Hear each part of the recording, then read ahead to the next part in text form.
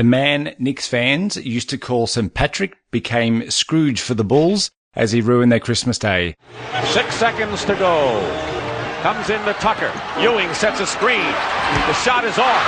Loose ball. Ewing goes up. The basket counts. Ewing hit a 10-foot rebound shot at the buzzer to send the Bulls home with a lump of coal in their stocking. That's good. I like that. Coach Doug Collins refused to accept the defeat initially and sat on the Bulls bench for 5 minutes before going back to the locker room. Wow, I had no idea that ever happened. Great to know this sort of stuff. He obviously took the loss very hard. Long shot, but they don't black Ewing out. He gets aggressively on the board. A long rebound comes right to him and front rims it as the light goes off and falls in. What a win. I always like to say that Michael got to play with me for a year at North Carolina. I think it really helped him. Spectacular player from the beginning. You can see right away Jordan was going to be a big-time scorer. And showed what an impact he was going to have on the league.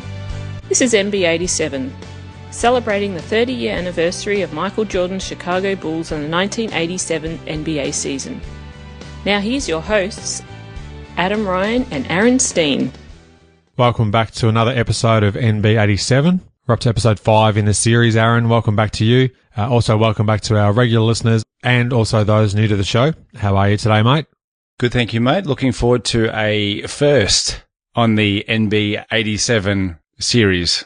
We'll get into that in just a moment, mate. Just before that, I want to quickly thank a good listener of the show, Curtis Martin. Kmart's back again, mate. He recently added another review via iTunes on the US store, and the review is titled Air vs. X, Part 1, and it reads, along with a 5-star rating, thanks Curtis, once again I learned something new. I didn't know about the incident between the X-Man and Michael Jordan. So he's referring to episode 4 of this series where X-Man poked Jordan in the face in between some free throws taking place, I think, if memory serves correct. Yep. Quite an unusual incident. And he goes on to say, I figured the only run-in that they had was years later during Game 7 of the 1992 Eastern Conference semis when Mike told X to blank you, X. So thanks, Curtis, for actually not using the correct words that Jordan clearly mouthed to X-Man. So what did MJ actually say, Adam? Funny stuff. Yeah, so fire truck you, baby, something like that. Clearly see him mouth it, though, when you watch the clip. Curtis goes on to say, just like what he did in that game in 1992, Mike lit X up for another 40. Oh, and nice play on the now infamous Curtis Kitchen. I'm sure that's the only airtime he's gotten since playing for the Rockets. That's what we do here on the In All Fairness franchise, and in particular the NB87 podcast series, is that we shine a light on players such as the aforementioned. Exactly right. And let's be honest, all these guys are in the top 300 to 400 players on Earth during this particular time. So whilst they might be journeyman players or just play a single season, or they might play a handful of games and that's it, yep, they're all at the highest level. So got to commend them for getting that far in their pro careers. You can find Curtis on Twitter at KMartin81. A great fan of the show. Thanks again. All right, mate. You alluded to this a moment ago. We briefly bounced this idea off one another, / you mentioned it to me at the end of the recording of episode 4. A variation on You Fake the Call, a la Dazzling Dunks and Basketball Bloopers. I'll leave it to you. Yeah, after some overwhelming feedback from our listener. That was deafening. In which I gave you the other curly one of Clyde Drexler's middle name and whether or not it was actually Clarence. We thought it'd be a good idea to play a game, Adam. Each episode we'll be playing NBA players' middle names. You fake the call. An example of how the game is played, I'll give you an NBA player's full name, middle name included, and you'll have to let me know if you think it is true or false, Adam. Okay, let's do it. The example is Charles Wade Barkley. Wade is definitely Charles's middle name. That is correct. Based on studying his NBA hoops card about 7,000 times in the early 1990s. So far, we can establish that you're like Dickie Simpkins, Adam, the ultimate practice player. Throwing a bit of shade there at me. But anyhow, who's the first official name you'd like to trot out? Well, I'd like to start off with a Hall of Famer and one of the greats of the game. Oh, wow. Otherwise known as Bob Cousy, Adam. Oh, boy. Okay, this could end badly, really quickly too. Robert William Cousy. True or false? I'm trying to work out your psyche. The first question that you're going to throw at me, I'm leaning towards false because I think you're going to try and set me up from the word go. So at the moment, based on the fact I think you're trying to trick me, William sounds plausible. By all means, certainly sounds plausible. In relation to the coups, I'm going to say false. That is correct, Adam. Ho ho! The middle name William is actually the middle name of the player directly under him in the NBA encyclopedia, a man by the name of Dave Cowens. David William Cowens. Okay. The Cous's middle name, Robert Joseph Cousy. Yeah, I thought you'd probably try and throw me under the bus to start with. I'm glad that I said false. 1 for 1. So next episode, mate, you can fake the call. True or false? That's okay, because I've got about 300 pages here of NBA encyclopedia in front of me, so I'll be able to look up the answer in no time. I'll be able to hear the fast and furious flipping of pages or the quick keystrokes on a keyboard as Basketball Reference is opened in the background. NBA News, Notes and Quotes, December 16th through 30th, 1986. This episode all but rounds out the 1986 calendar year. We will wrap up with a couple of player and coach of the month details, even though there is officially one extra day that won't be covered in this episode. Over to you, mate. Little girls scream, bigger girls dream, and ticket managers drool over the mention of his name. Who am I referring to? Michael Jordan. Joe O'Neill. I think he was for the best part into the 2000s. Might even be to this day. Joe O'Neill still the ticket manager? We are both friends with a gentleman by the name of Matt Kerr, who is the son of Bulls legend Johnny Red Kerr, and Matt posted on Facebook just the other day that there were two 50-year season ticket holders that were honoured at halftime of the recent Bulls game, and one of the Bulls staffers who were on hand to honour these season ticket holders was a Joe O'Neill. Aha, there you go. Since joining the Bulls in 1984, the Bulls road crowds have gone from an average of 9,211 to now 15,657, or second in the NBA behind the Celtics, or third if you actually looked at the table that had them listed third, which was right beside the article that Bob had them listed second in. But anyway, I digress. Nuggets communication director Harvey Kirkpatrick said, without question, Jordan is the NBA's biggest draw card. His absence due to injury the previous season cost the Nuggets $90,000 in ticket sales. Wow. The previous game in Milwaukee was sold out 4 days before the game, and all Mecca staff could talk about was how excited everyone was to see Jordan play. Not even Larry Bird had that kind of aura, commented one Bucks executive, and NBA spokesperson Terry Lyons also called MJ, and I quote, the people's choice, end quote. Jordan's appeal reached everyone from young fans right through to the white-collar businessmen, with his business acumen and the corporate image he had developed. It was a very busy day in the association on December 16. There were 11 games on the slate. Alex English dialed up 45 points at Sacramento in the Nuggets' 120-119 win over the Kings. Fat Lever added 17 points, 11 rebounds, 14 assists and 6 steals. The Kings' leading scorer was ex-Clipper Derek Smith, who contributed a Sacramento career high of 31 points. Smith would play in 116 games with Sacto. Detroit stopped Atlanta from winning 10 straight home games to open their season. Bill Laimbeer was omnipresent with 28 points and 20 rebounds. The Hawks were the league's only unbeaten team at home prior to that loss. Spud Webb was out with an injured knee, and Knick missed with flu-like symptoms. Final score, Detroit 111-100.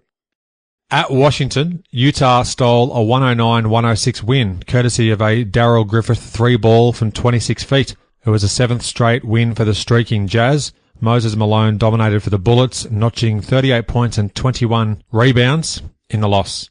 Boston outlasted New York 107-96 in a game that was marred by a second quarter punch-on between Patrick Ewing and Greg Kite.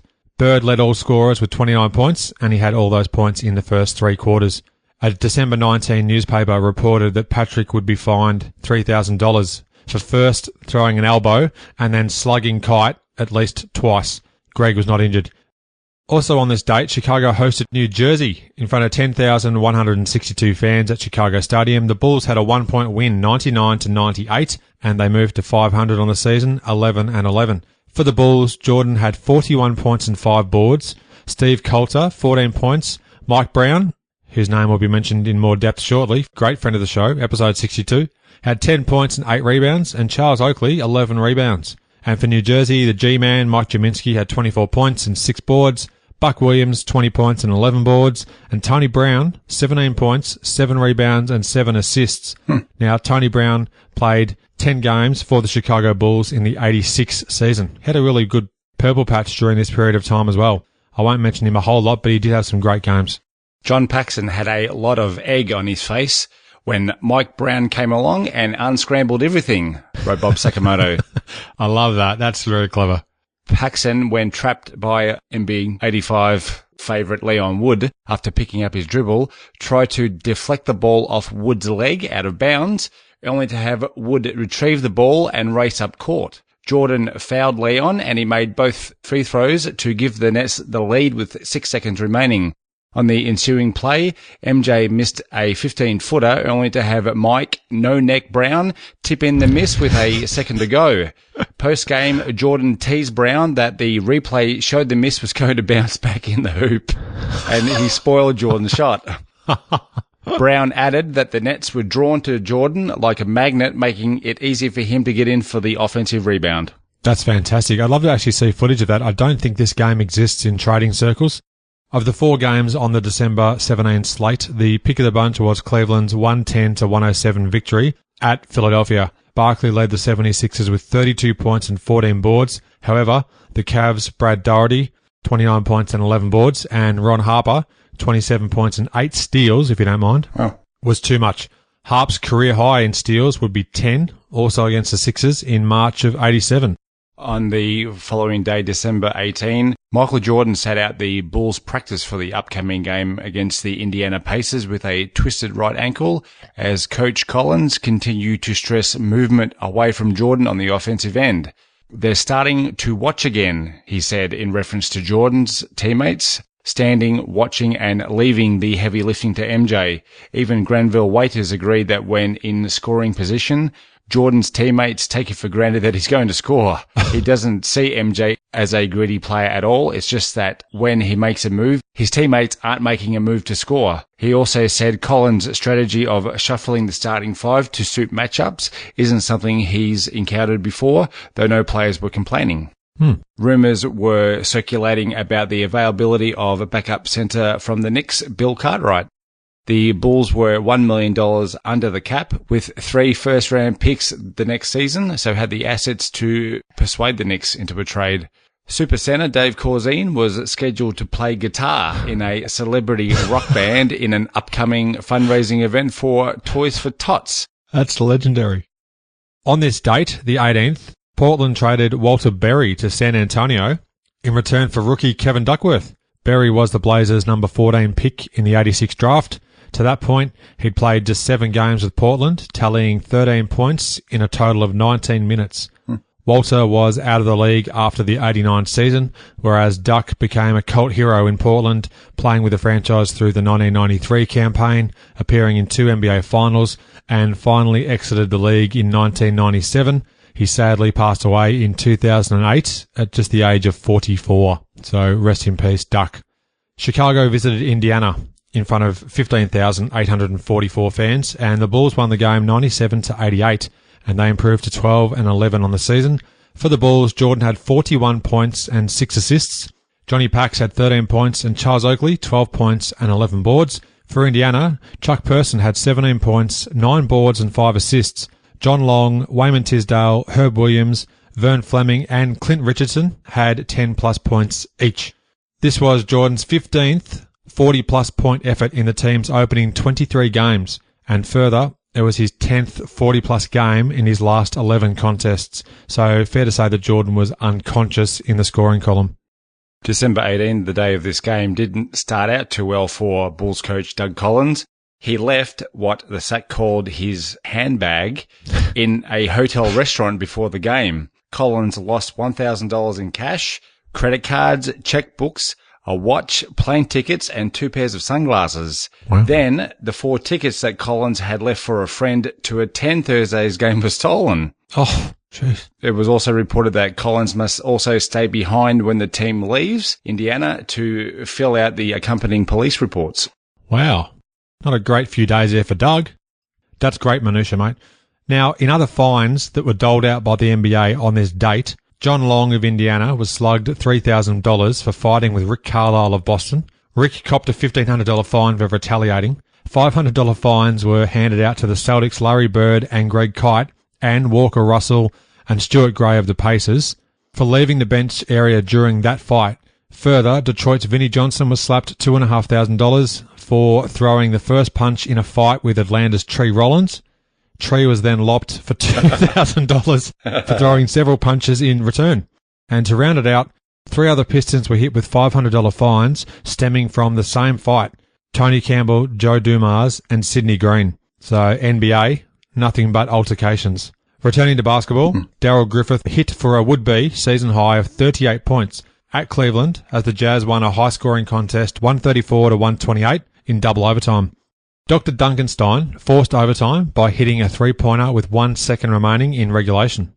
Detroit thumped the visitors from San Antonio 114-84 in the day's biggest blowout. The second largest loss was an intriguing one. Entering the fourth quarter, hometown Dallas were tied at 102 with the visitors from Denver. Mark Aguirre scored 11 points in a 27-9 Mavericks run en route to a season high to that stage for him of 33 points. Dallas then rolled to a 141-118 win after being tied after 3 quarters. That was the 11th win in the Mavs' previous 14 games. On December 20, the day the Bulls hosted the Jazz, Bob Sakamoto detailed the struggles of Charles Oakley of late. After a good start shooting the ball, Oak had struggled from the field and was prone to sloppy turnovers, which was irking Doug Collins. Things came to a head in practice in Indianapolis when Oakley was kicked out of the session for talking while Collins was trying to make a point. Wow. He was then fined for missing the team's shoot-around the following day and also benched for the game in Indianapolis. Oakley was becoming frustrated that he wasn't getting the quantity of shots that he was earlier on in the season. That's interesting, isn't it, to see that they had a bit of a power struggle, I guess you'd say. So I'd love to be a fly on the wall to see that actually transpire. Would have been very interesting. 9 games took place on December 20. The Bulls would feature in the closest game of the day, which we'll get to in just a moment. Rookie Chuck Person was on fire at New York, erupting for a then career high of 34 points. Add to that 12 rebounds and 10 assists, and you have yourself what those in the know would commonly refer to as a triple-double. New York's The Journal News reported that Knicks GM Scotty Sterling had coveted Auburn University's Person in the 1986 NBA draft. Chuck went at number 4 to the Pacers, whilst the Knicks, picking at number 5, then chose Kenny Walker of Kentucky. Indiana sprung for 42 fourth-quarter points at MSG on the way to a 123-99 shellacking of the Knicks.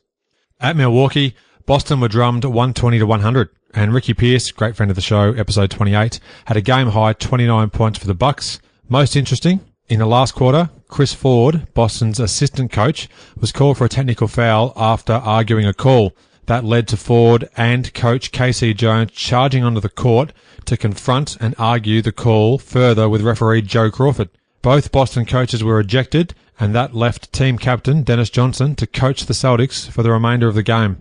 That was definitely worth making mention of. Don't often hear that sort of stuff happening. This game and DJ's one game as head coach of the Celtics was featured on an NBA Action back in the day, Adam. There you go. I'm glad to hear that, mate. Bloody hell, we are minutia lovers, and we're currently uniting. In other results... That's not too bad. That's not too bad. In other results, Rolando Blackman, another great friend of the show, almost implied, let's be honest, episode 72, dropped an individual daily high of 39 points across all games as his Mavs continued their winning ways in a strong 11-point victory, 130-119, over the visiting LA Lakers. For Rowe, that was the second highest single game score of his 1987 season. He went for 41 at New York in mid-January 87. Kareem Abdul-Jabbar did not play. He returned to LA earlier in the day due to some right eye issues, and he actually would miss a further few games throughout this period of time as well with the same complaint. Just on a side note here, mate, last night I mentioned to yourself and a great mate of ours, Todd Spear, that Rolando Blackman, I've always pronounced his name as Rolando, but on closer inspection of Basketball Reference where it shows pronunciations, I just happened to note it says Rolando Blackman. Slight difference in the pronunciation. Makes a bit of a difference, I guess. And immediately after informing us of the correct pronunciation, for the life of me, I could not remember how I've always pronounced his name. If it was Rolando or Rolando or Rolando. Yeah. I mean, I've even had him on the show as a guest, and I'm pretty sure I just have always defaulted to Rolando. This is fascinating stuff, really, isn't it? One thing I do know for sure is that Blackman never played for the Orlando Magic. Well done. I like that. You've always been a Maverick. Chicago hosted Utah in front of just 11,493. We're still talking about December 20 here. The Jazz held on to win 91-89, and the Bulls dropped to 12-12. For Chicago, Jordan had 27 points, 7 assists. Gene Maximum Security Banks had 12 points and 6 rebounds. Oakley had 17 rebounds. And Dave Corzine had a great game, 10 points, 9 rebounds, 6 assists and 2 blocks. For Utah, the mailman had 17 points and 9 boards. Mark Eaton, great friend of the show, episode 49, 16 points, 13 rebounds and 9 blocks, just 1 block shy of a triple-double. And wow. Big T, Thurl Bailey, had 15 points. There were 11 Bulls and 11,493 fans at the Chicago Stadium, waiting for a show they've come to expect, wrote Bob Sakamoto. Instead, MJ scored just 5 points in the fourth quarter as the Bulls blew a 13-point lead. A 19-4 Jazz run in the final 7 minutes and 7 Bulls turnovers down the stretch of the game was all she wrote for the Bulls. The biggest one was by MJ himself as he coughed up the ball trying to post up future Bull Bobby Hansen. Something that may have played on MJ's mind was 7'4" Mark Eaton, who forced Jordan to alter his game at times. Post-game, Frank Layden, Utah head coach, said Jordan mesmerizes him, and I quote, "I forget about the game and I think I'm at the burlesque," end quote. Now, hang on, wasn't there another episode of our series? There was something about burlesque. I think you even finished off an episode by signing off. Tony Campbell. Yeah, burlesque. I don't know exactly what context we said it, but it was quite amusing at the time. You were trying to describe him as being burly. Yeah, you called him burlesque. Giddy up. Oh, jeez. Good stuff there from Frank Layden, as always. Now, that's a disappointing loss for Chicago as well. A game they definitely should have won, you'd have to say. Now, there were just 4 games on the 21st of December. The closest margin of victory was 7, as the Lakers held on for a 103-96 win at Houston, in large part thanks to Magic Johnson's 38-point effort. The biggest victory was Portland's 128-101 demolition job versus the visiting Washington Bullets. This was the Blazers' 10th win in 12 games as they improved to 17-11 on the season.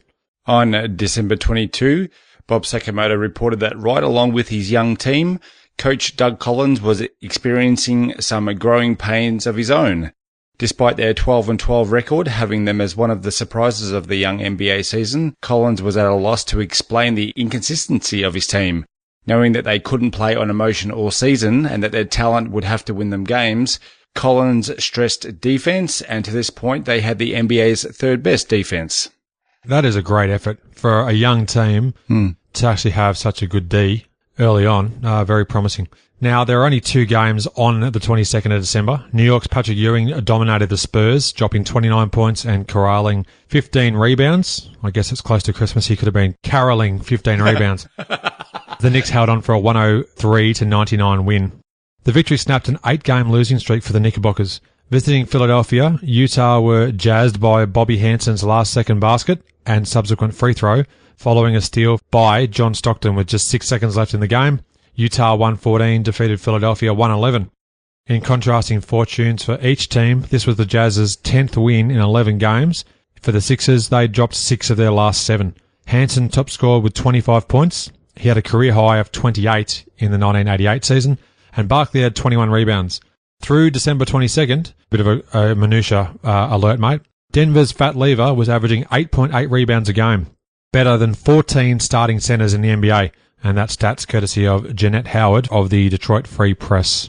The following day, December 23, Bob detailed the change in fortunes for Earl Pecuritan, who started the season at small forward for the Bulls, but had now been placed at the end of the bench. Even Curitan's team-first attitude would have been tested after he had been overlooked after the return of Geno Banks and the improved play from rookies Sellers and Brown. Earl added not having a contract past this season was on his mind, as he had a home in Detroit that still needed to be paid off and was also caring for his 67-year-old mother at the time. Okay, so we had quite a few things going on there, but sounds like he was a consummate pro, I guess. Chicago hosted Cleveland in front of 14,698, and the Bulls won 108-92 and improved to 13-12. For Chicago, Jordan had another fantastic game, 43 points, 5 boards and 6 assists. Oakley had 15 points and 8 rebounds, Johnny Pax 15 points, and Dave Corzine 10 points, 10 boards and 5 assists. For Cleveland, Hot Rod Williams had 17 points and 10 boards. Ron Harper, Phil Hubbard and Mel Turpin all had 10-plus points, and Brad Doherty had 9 points, 12 boards and 5 assists. Now, there were no games on the 24th of December, Christmas Eve. However, we can often rely on there being a Bulls game recap. An inspirational fourth quarter from supercenter Dave Corzine capped the Bulls' win over Cleveland at the stadium. A gash over his eye that left him bleeding on his face and jersey, along with 8 fourth-quarter rebounds, typified the emotion this Bulls team was running on. As he came to the bench for medical attention to the cut over his eye, Corzine received the first ever standing ovation in his 5-year career in Chicago.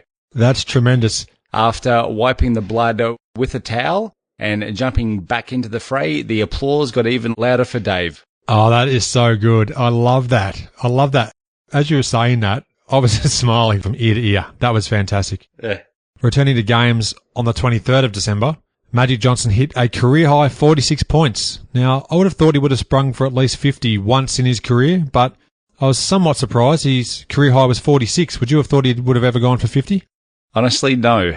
Okay. No, I wouldn't have thought that the Magic would have had a 50-point game. And considering a lot of the basketball card sets during the early 90s had cards for especially 50-point games in the NBA, yeah, I can never recall having seen a Magic Johnson 50-point game card.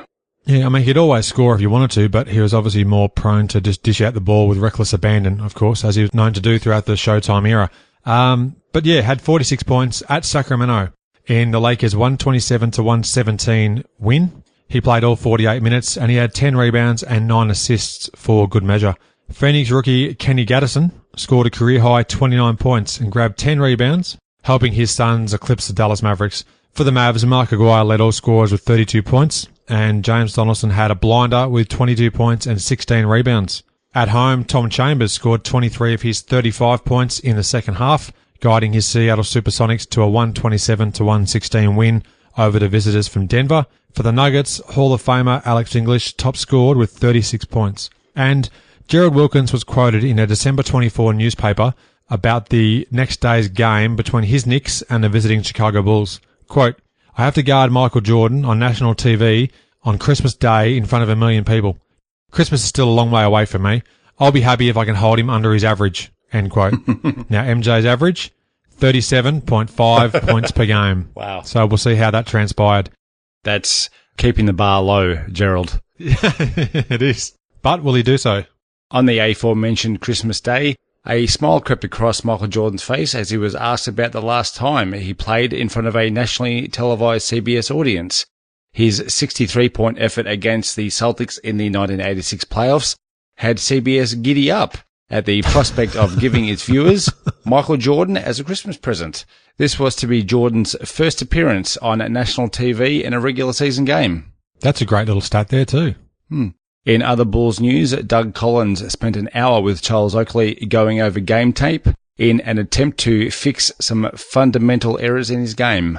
Wow. Collins also said he knew nothing of a report that would send Buffon Coulter to the 76ers for Sedale Threat, or that the Knicks had contacted the Bulls about trading guards Trent Tucker and Rory Sparrow. Needless to say, future Bull Trent Tucker and future Bull Rory Sparrow. Exactly right. There's quite a few future Bulls coming up there. Yeah. The Tribune included a holiday wish list for the Bulls of things they may hope to find under their Christmas tree that morning. These included a life-size Johnny Dawkins doll for Jerry Krause, a real-life David Robinson for Coach Collins, a talk show on radio for Johnny Redker, a schedule that has more games in Texas for Jim Durham, Texas being his home state, a peace treaty with Doug Collins for Charles Oakley. That's appropriate. Nautilus equipment to build strength for Brad Sellers. Oh, jeez. Shoes with springs for Dave Corzine. A neck for Mike Brown. A baby girl to go along with his baby boy for John Macbeth Paxson. And a jump shot for Steve Coulter. Oh, harsh. Well, now it makes sense why Jim Durham, following his tenure as Bulls commentator, would actually go to the Mavs and commentate for them for quite a few years, given his home state is Texas. So you learn something new every day. A couple of scathing would-be presents there, you must admit. Now, to the game itself, Chicago visited New York in front of 15,811 at Madison Square Garden, and the Knicks held on to win 86-85. The Bulls would drop to 13-13. For Chicago, Gerald Wilkins indeed did hold Michael Jordan below his average. Jordan only had 30 points, 5 assists and 6 steals. Dave Corzine, 14 points and 9 rebounds, and Charles Oakley, 12 rebounds. For the Knicks, Ewing had 28 points and 17 boards. Gerald Henderson had 19 points and 8 assists, and Mr. Bill Cartwright, had 14 points. The man Knicks fans used to call St. Patrick became Scrooge for the Bulls as he ruined their Christmas day. 6 seconds to go. Comes into Tucker. Ewing sets a screen. The shot is off. Loose ball. Ewing goes up. The basket counts. Ewing hit a 10-foot rebound shot at the buzzer to send the Bulls home with a lump of coal in their stocking. That's good. I like that. Coach Doug Collins refused to accept the defeat initially and sat on the Bulls bench for 5 minutes before going back to the locker room. Wow, I had no idea that ever happened. Great to know this sort of stuff. He obviously took the loss very hard.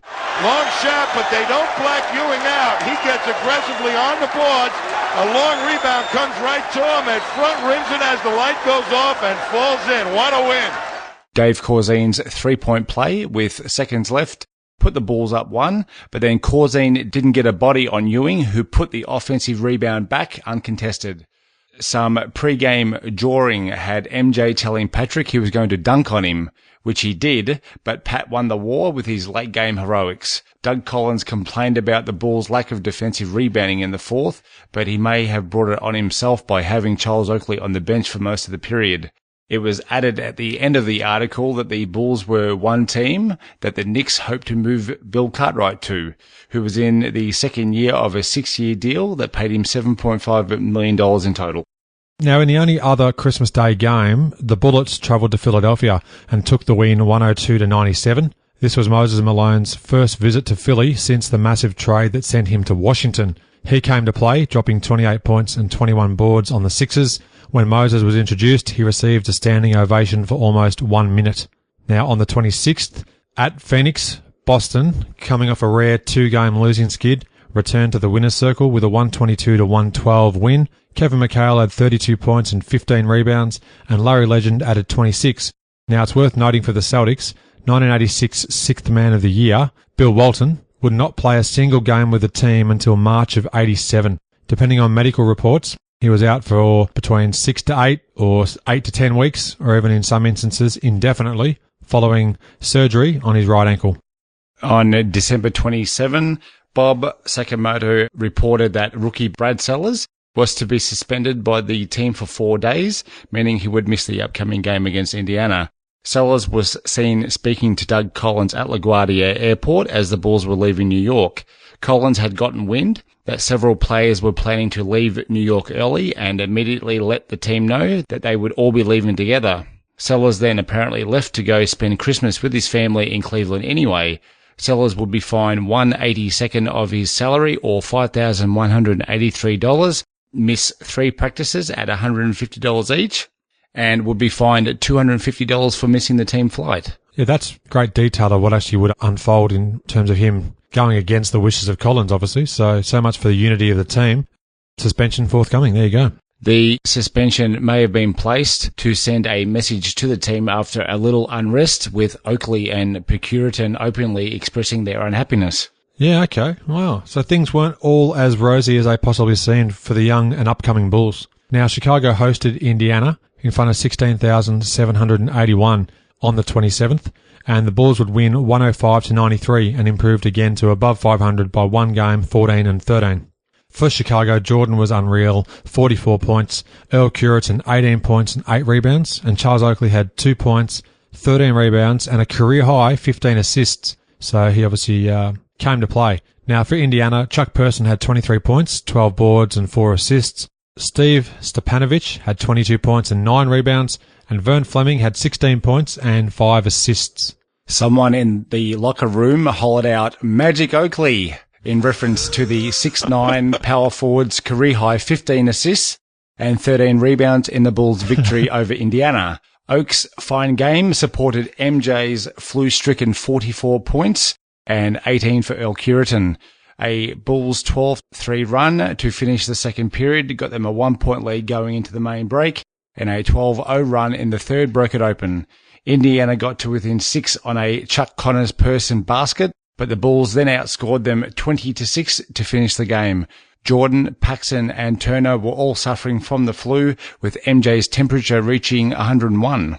Despite the flu, Turner provided excellent defense for the Bulls in this game. There were also further talks between the Knicks and Bulls for a trade involving Gene Banks, with Rory Sparrow, Trent Tucker and Lewis Orr, the 3 New York players mentioned.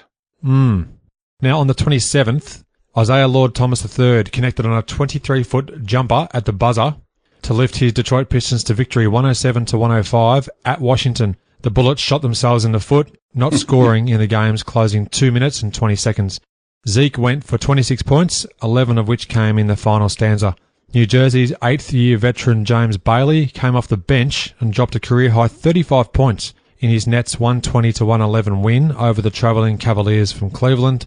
He had 26 points at the half. New Jersey improved to just 7-20 on the season. Now, on the 28th, Philadelphia visited LA and were blown out of the water 111-85. Magic Johnson top scored with 28 points and had 9 assists. Portland travelled to Seattle and enjoyed a strong 127-118 win. Kiki Vandeweghe led all scorers with 32, and for the Supersonics, X-Man McDaniel had 25 of his 30 points in the first half. Another great friend of the show, Dale Ellis, episode 57, added 29 points. On the 29th, there were 5 games wins for Cleveland, New Jersey, Boston, Utah, and Washington. On the 30th of December, Doug Collins is ready with open arms to welcome rookie Brad Sellers back to the team. Sellers defied team orders in missing the team's flight back from New York on Christmas Day, which resulted in a 4-day suspension. Doug Collins said, "I'm not one to hold grudges." He also said that he wasn't one to cut off his nose to spite his face. "I'm ugly enough already." Is that legit? Yeah. Yeah, that's funny. I like that. Now, on the 30th, Chicago hosted Golden State Warriors in front of 15,317, and the Warriors held on, though, for the 102-99 win. The Bulls dropped back to 500 again at 14-14. For Chicago, Jordan had 31 points and 4 steals. Paxson had 20 points. Gene Banks, 16 points and 5 boards. Alston Turner, 14 points. And Dave Corzine, 8 rebounds. For the Warriors, Joe Barry Carroll had 25 points and 9 boards. Chris Mullen, 23 points. Sleepy Floyd, 16 points, 11 assists. And Mr. Mean, Larry Smith, 13 boards. The victory ended the Warriors' 3-game losing skid. Jordan's 10 points, including 2 threes in the last 53 seconds, were not enough to get the Bulls over the line, and a last-second 30-footer, which would have tied the game, was off the mark. Jordan only had 21 up to the last 53 seconds, and only shot 12 for 27 in the game, as Bob Sakamoto reported that Chris Mullen played him well defensively. Steve Buffon-Coulter was the only Bull to not see playing time in this game, as trade rumours continued to circulate about him being sent to the 76ers in exchange for a friend of the show, Sedale Threet. Hello to Sedale if you're listening, and that's episode 12. Thanks to your great list there, mate, too. There were 8 other games on December 30. Michael Thompson hit a would-be season high of 29 points in his San Antonio Spurs 115-109 win over the visiting Utah Jazz. The Spurs were 8-22 following the win.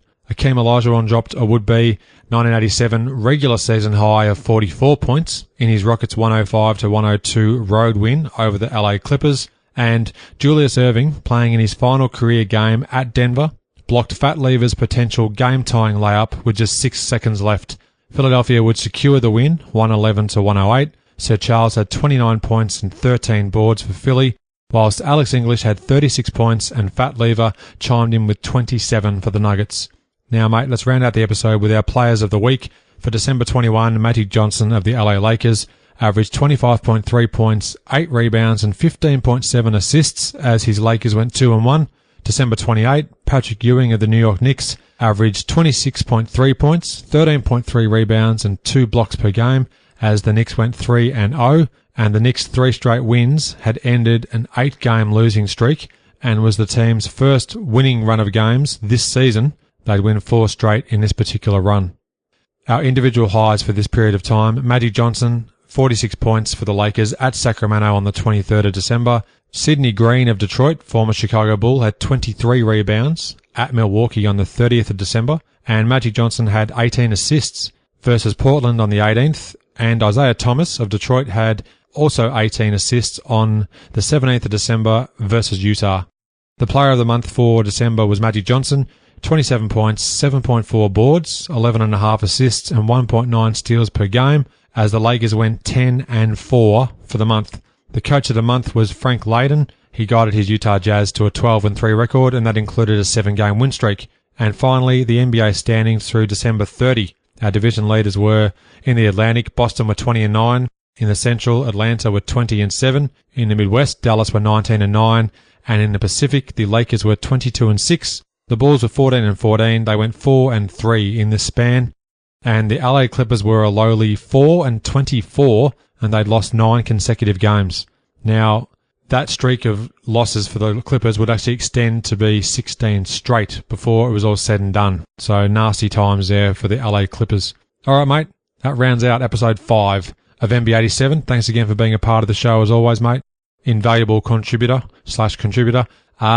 Anything you'd like to add, mate, before we wrap it up? Very interesting to see some talk of some potential trades during this period for the Bulls, including the Bulls potentially cutting the Buffon. Giddy up. Thanks for listening. I hope you enjoyed the show, and share my web address with your friends and colleagues, inallairness.com. Check out the podcast archive for plenty more episodes with high-profile guests. Follow me on Twitter at inallairness. Please add your like to the show's social hub, facebook.com/inallairness. Join me next time for another edition of the show.